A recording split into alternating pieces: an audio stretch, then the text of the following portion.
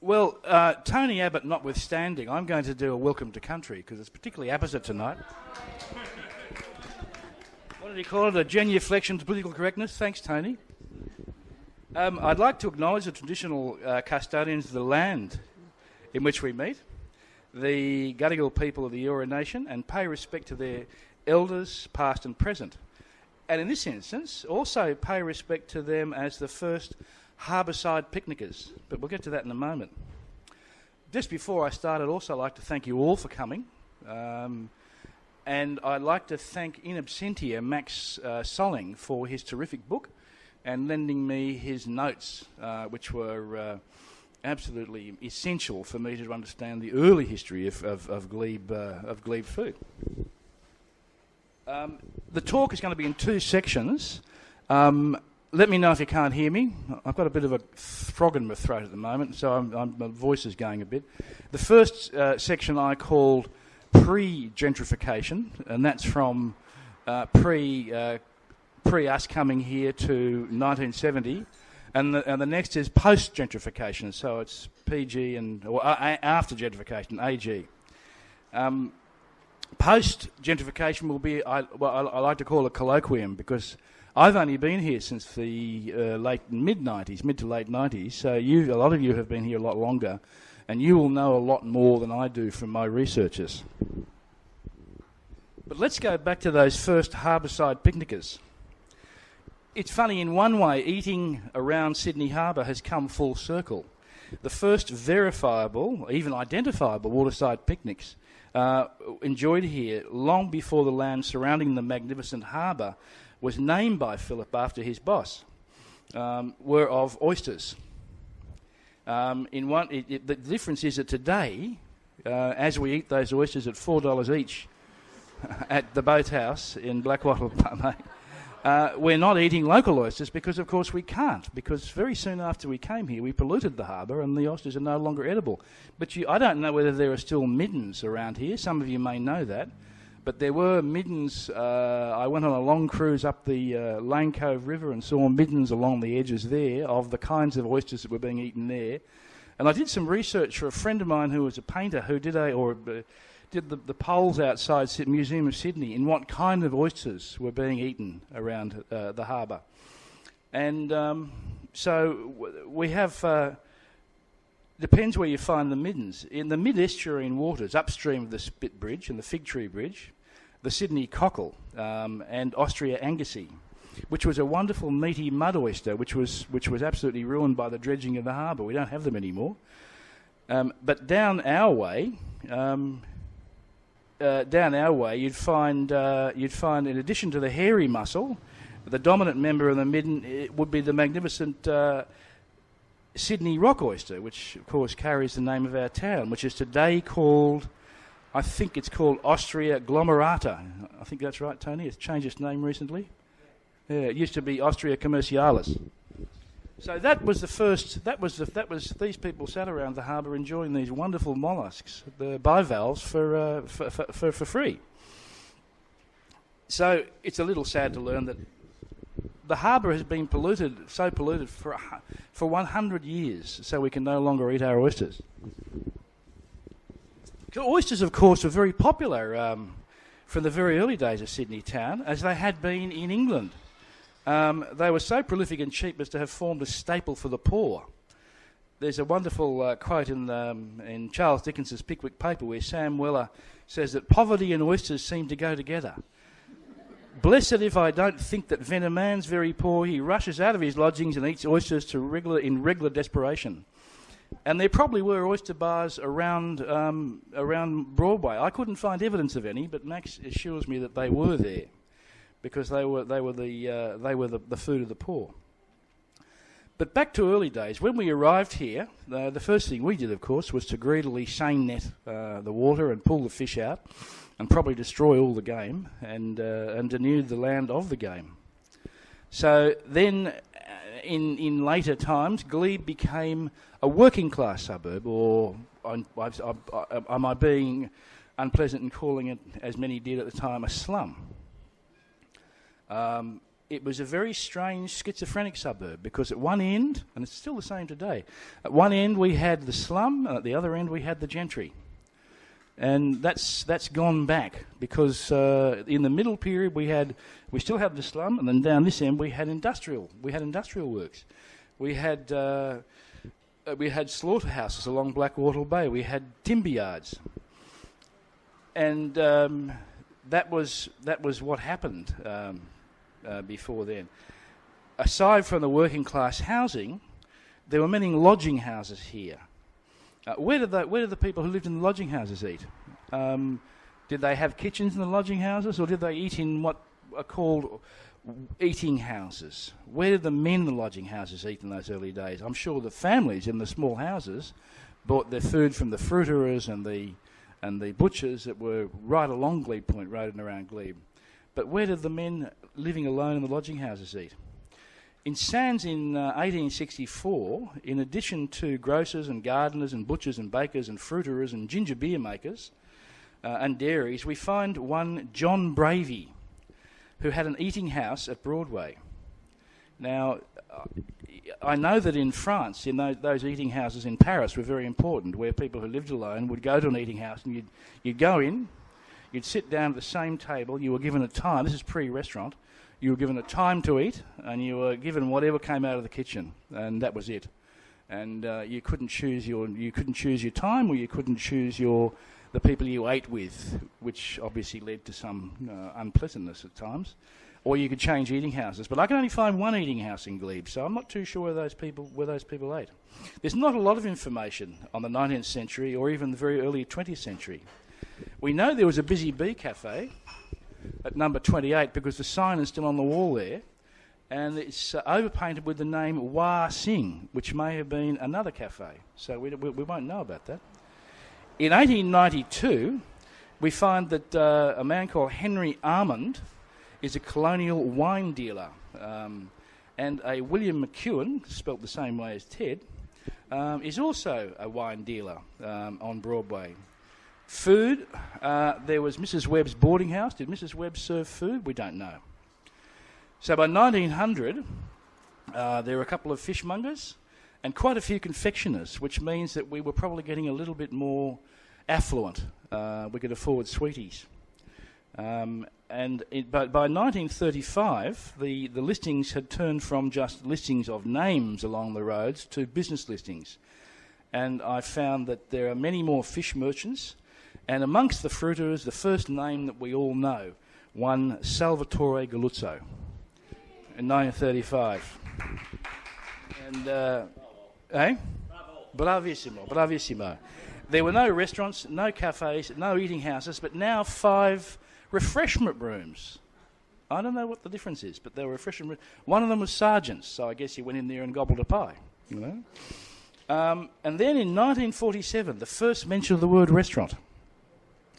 Under restaurants and refreshment rooms, Sergeant's was still there, and a certain E.J. Jenner had a restaurant at 142 Glebe Point Road. Now today, that's the Flavour of India. So it's been a restaurant probably all that time. The Busy Bee Cafe at number 28, today, that's the Spanish Tapas Bar, which is a sale in the Times. After that, you may know more. Max tells me very slim pickings in the 50s or in the 60s when he came here. He does remember a Chinese restaurant where the Baker's Delight is now. But I don't know, anybody been here long enough to remember any others around that time?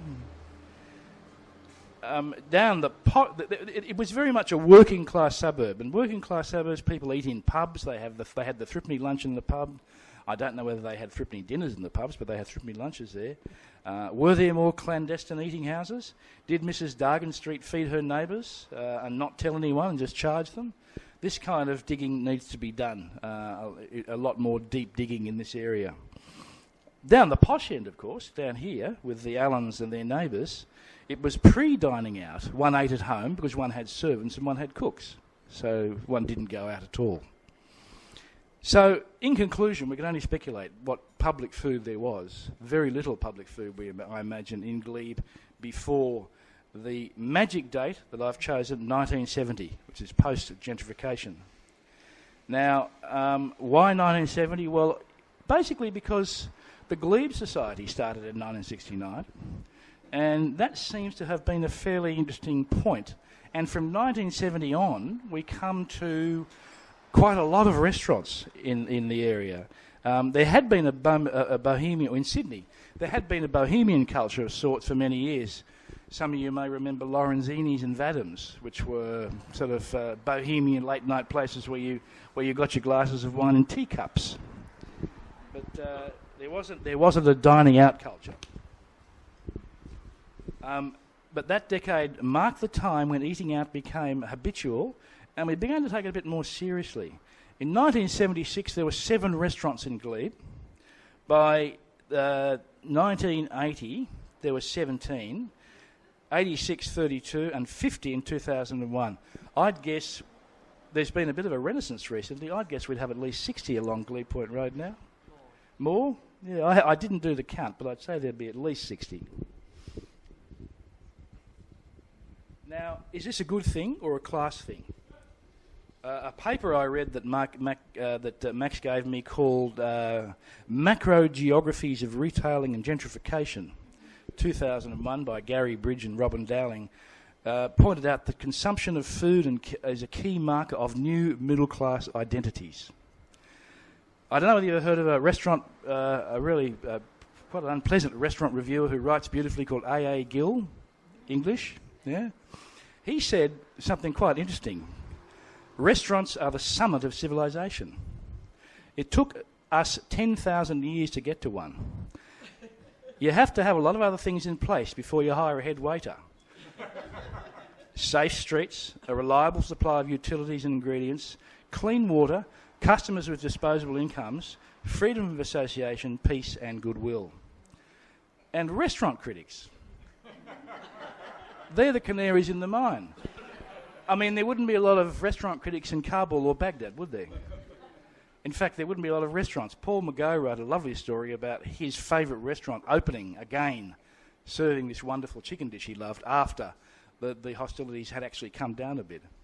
So we're very lucky, I think, to have all these wonderful restaurants. It proves we're a very peaceful place. So I then went to the restaurant guides to have a look at what's going on in Glebe. And this is where I need your help. The first, or the earliest Sydney restaurant guide I own is the 1977 Leo Schofield's Guide to Eating Out in Sydney. This is before the Good Food Guide. And he actually recorded, it was actually recorded in 76. There was one restaurant in Glebe in that book, a restaurant called Tien. Does anyone remember Tien? Yeah? Vietnamese? T-I-E-N, Tien. Now, Leo said it was the first Vietnamese restaurant in Sydney. It turned out that he was wrong, but he said it's at 147 Glebe Point Road, which is now the Glebe Sushi Garden. There's still rabbits in Glebe. Down in the park, I see the Glebe rabbits. A timber yard. Yeah. Which is now the square where I know where that is. Yeah. Well, I'm glad. He didn't, unfortunately, record Tony's Deli or Galuzzo's, even though in the back of his eating guide he had a lot of good shops in Sydney. So, boo sucks to Leo for that. What did he... Sorry? At least... I correct myself. Ya boo. He said of Tien, he said a small offering of Vietnamese specialties at bedrock prices. Atmosphere pleasant, service could be swifter. Does that fare with your memories? Now, we fared a little better in the first edition of Cheap Eats in 1981. Here's a list of names you may remember. The Crepe Connection, the Glebe Conditori. Yeah. Now, the Cheap Eats said European Atmosphere, Crostino, La Tavellaccia, which is still there. Now, La Tavellaccia eventually made it into the Good Food Guide too. The Mixing Pot. And the Cheap Eats recorded gleefully $3 pasta at the Mixing Pot. That was a long time ago. Morgan's Feedwell. You remember that? Morgan's Feedwell? And then one of Sydney's first Vietnamese was Tien. Now, in 1982, from the Cheap Eats Guide, there was the New Wilson's, which was, they said, Sydney's first Lebanese restaurant. I can't believe that either. And Kim Van. It's got, in 82, it won the Bent Fork Award. The interesting story about Tien and Kim Van was that when Kim Van won the Bent Fork Award, Tien put a sign out saying, Sydney's award-winning Vietnamese restaurant.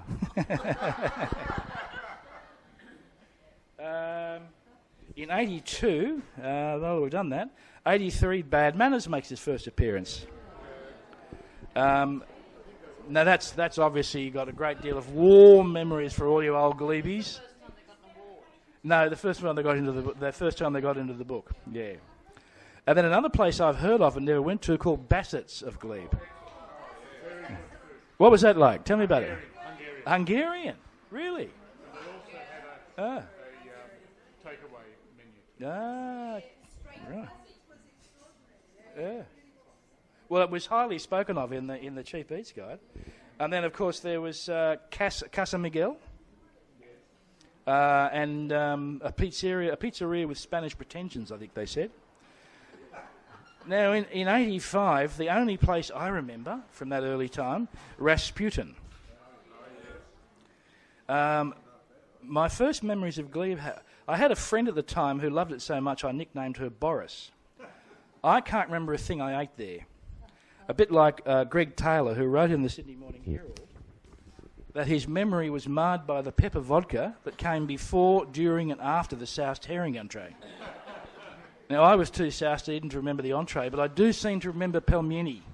I think it was the first time I ate those little Russian dumplings called pelmeni. In the first Sydney Morning Herald Good Food Guide, we had the first alphabetic entry, the Abbey. Now, the Abbey was controversial even then. There was much discussion of whether a church should be desecrated into a restaurant. But no Glebe restaurant won a hat, although there was special mention given to Rasputin again. Now, still with the Good Food Guide, in 1985 and 1986, Chez Pierre. Remember that? No? That was at 28. That was at 28 Glebe Point Road. Must have come and gone. At 28, where the Busy Bee Cafe was. So that 28 has been a constant restaurant site. Which is 28, currently the Spanish tapas place up there. Yeah. There were many more entries in the Good Food. Bassett's of Glebe got into the Good Food Guide. Thai Intra, which is now Thai Intra. That's where it was. Daniel's Garden at number 75, which is now Cafe Otto, which burnt down. A surprise entry was the Pudding Shop, which was... Yeah. Well, it was actually... pudding and pie. It was actually a cafe, wasn't it? Yeah. Both sides of that place were the Pudding Shop, weren't they? Yeah. Pudding and pie. You can see the sign up there. Yeah. Now, in 2010, we still have only one... and at Triumph, in 1985-86, we got our first chef's hat for the mixing pot, which is well-deserved. Now, that's another place that I did start going to much later, and I liked it very much. Do you know the Zuzas from Mixing Pot? Peter has just opened Lardis Feeder in Haberfield, and it's terrific. It's terrific. Okay, in 2010 Good Food Guide, unfortunately, we only have one hat for the Boathouse. The hat for this place was inexplicably and unfairly taken away last year. Now I can say Yabu sucks. It's lost its hat too. Yeah. Now we get. Have I forgotten anywhere really important? Cafe Troppo. Thank you, Jan. What was good about Cafe Troppo?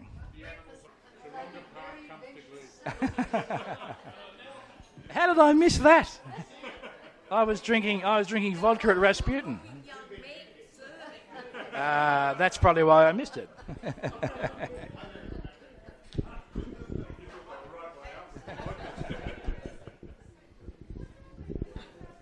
So there was a lot of writing about Glebe in the 80s. There was a lot of very amusing stories about Glebe.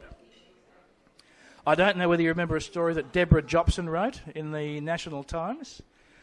She wrote that Glebe was in the throes of gentrification, and she opened the story with a lovely piece about an old bloke in the Tox death, which apparently used to be called the Dog's Death.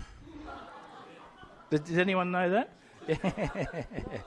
Being turfed out of his bedsitter by somebody who wanted to buy it and turn it into a house for one of us. She records something else which is lovely. Does anyone remember the Toucan Cafe? Yeah. The strains of revolutionary songs emanating from the Toucan Cafe at number 41. Now it's once the Yak and Yeti, now the Himalayan Char Grill. She records a conversation there between two young men who are talking about revolution. God, I remember all that too. And one was saying, "My dilemma is I can't imagine holding a gun." You remember there was a paper called Revolution in Sydney for a while? I wrote for it, embarrassingly. And then the late Peter Smark, who you probably read, he was obviously conferring with Leo Schofield, who was a bit unpleasant about the service in Glebe. He wrote in 85 that Glebe Point Road is the site for some of Sydney's most indifferent food and service, which is a curious mixture of the churlish and the patronising. He half jokingly concludes his story on the gentrification of the inner west with, "What next, Zetland?" "Yes, Peter, and Waterloo." He thought he was joking. Greg Taylor, who was a sub at the Herald when I used to write for, did a lovely story on Glebe Point Road and Eat Street for the Sydney Morning Herald. He noted early nearly 30 restaurants on the strip in 85, and he started at La Tavolaccia, and he ended up with Judy Backhouse. Does anyone remember Judy Backhouse, who owned the Bad Manners? Yeah. And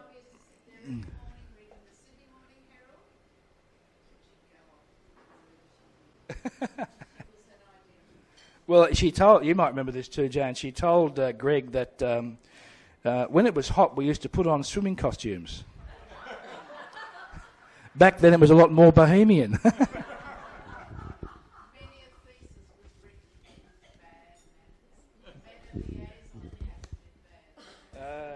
By name. By 1990, there are only 5 Glebe entries in the Good Food Guide. Bogart was in the Glebe, with the proviso that by Glebe standards, this one is well above average.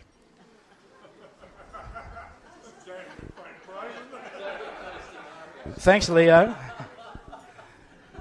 La Tavolaccia was still there, and Leo had finally discovered Kim Van. Now, I've never written a major review of a Glebe restaurant, although I have done guide reviews for both the Good Food Guide and Sydney Eats of restaurants here. And I was, the Boathouse was one, and I was instrumental in, I wasn't instrumental, I nominated this place for what we call the Sydney Bent Fork Award, which it won in, I can't remember what, it must have been in 2008 it won a Bent Fork Award. This restaurant. When was it? 2008, that's right, yeah. And you shared it with Blancmange. We were split. We had a big fight that year and we had to give to her. No, Blancmange is still there. It's a nice place in Petersham. I think there's been a bit of I know there's been a renaissance of restaurants in Glebe in the last 5-10 years, which, I don't know, did it start with the Boathouse? It probably did. But today, Glebe is as eclectic as ever, but I think the standards are much higher. I don't know, a few of the places I remember here are Roxanne, which I like very much, Amuse, which I just learnt that closed, and a lovely place, Nazdrovia. Has anyone been to Nazdrovia? That's Polish. That is really terrific food. The Glebe Noodle House. They make their own northwestern noodles by hand there. And what happened? What's the Sichuan invasion all about? 2 Sichuan restaurants in. Are you sure? Are they? I thought that there's a second one of the one down further in town now. It's the same family. Yeah. I just found it was amazing. These things just sprouted up overnight. No, I'm really. I did put it in there, and I'm sorry because I knew Darling Mills and I knew the 80 family very well, and I knew I'd forget something. It was wonderful, and you worked there, of course. But the building is amazing, isn't it? I mean, there was a curious snobbery about Glebe. I don't know why. When I moved here, a very dear friend of mine who was a very famous chef, who will remain nameless, said, "John, not Glebe." And I said, "Yes, Glebe."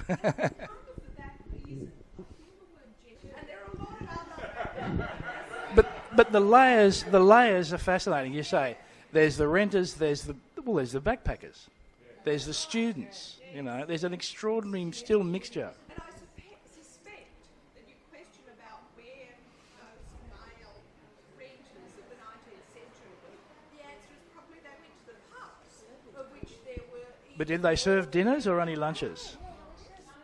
They served dinners? I couldn't find the evidence of that. I knew they were Thrippley lunches, but I couldn't find any dinners. Well, I certainly didn't Balmain. Yeah.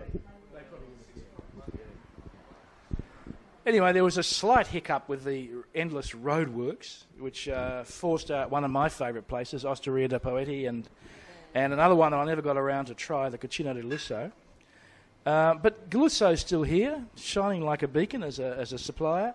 Galuzzo has, as his customers, he had at one stage 2 restaurant reviewers and about 5 chefs. So Damien and Joe were kept very much on their toes. Yeah. And a governor, and Ross Gittins, who insists on buying out-of-season food. That's right, too. Anyway, look, in my opinion, Glebe, what you're saying about Glebe as being this extraordinary mixed place, Glebe was saved from Balmainisation, dare I say that, by Gough Whitlam and the purchase of the housing, the presence of the university, and Tom Uren, the presence of the University of Sydney, and the hard work of the Glebe Society, without whom it might be a byway on a highway with high rise surrounding it. And we've now got Sonoma. But we had Demeter before that. There were always lots of bakers in Glebe. Yeah. Demeter is where Gil Teague now is, the wonderful bookshop. Sorry? The Astor. I still haven't been there. Yeah.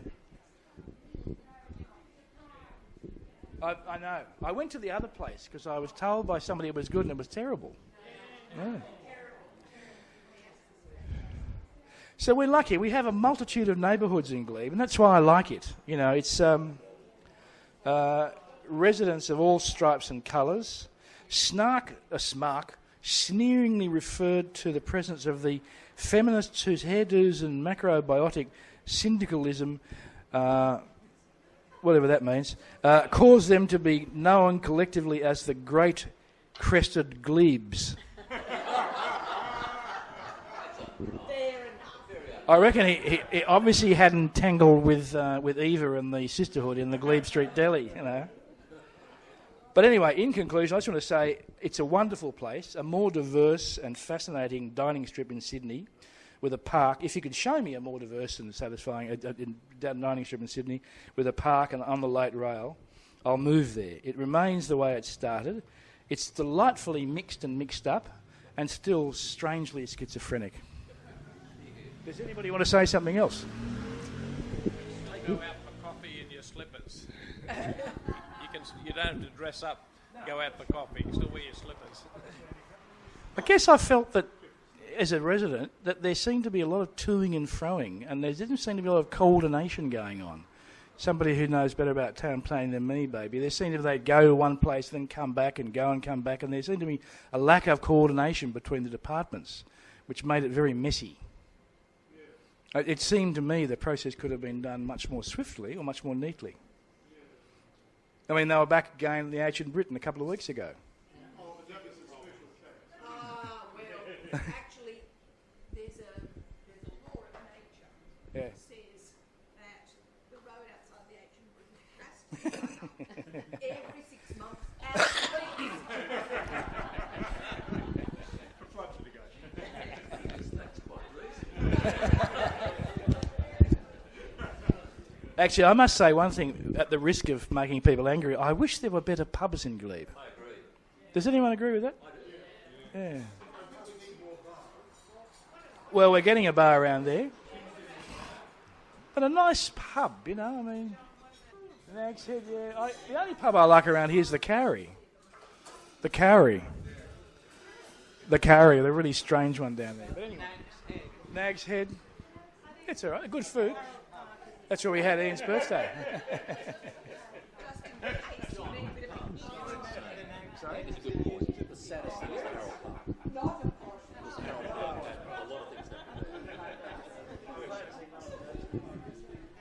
Anyway, tonight, thank you very much for your forbearance and the dinner. Sorry, folks, you can't descend into the rabble again yet.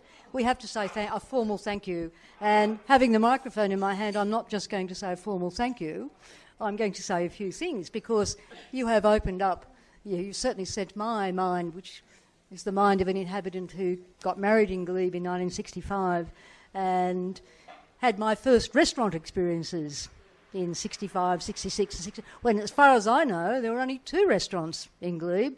One was the first incarnation of the mixing bowl, and what it was a terrace with a big umbrella outside where they barbecued steaks and they squeezed, after they cooked them, they squeezed fresh garlic onto it, which was... For me, it was, oh, wow. And they had this big table full of salads with things like pasta in it. And so, I mean, it was this but that's where you went when you saved up or when you had a really special occasion. By the way, I was living in Arundel Street in the days when students could rent a newly renovated house on their allowance in Arundel Street, right? But then the other place was you went across the road out of Glebe into City Road and there was the cheap Chinese down on I forget what it was called, but everybody, that's where you could eat for 25 cents. I mean, so students went there all the time. That was it in terms of the restaurant. But down in City Road, yeah. No, it wasn't the Golden Fang, that was further up. It was right down almost near Broadway, on that last corner where I can tell you, Knox Street, because around the corner is where you have your PhDs printed. And that's around there. But John, you've just opened up in my head so much stuff like your provocative little quote about the feminists. Well, let's remember what the Rolling Stones used to be. The Rolling Stones used to be owned by,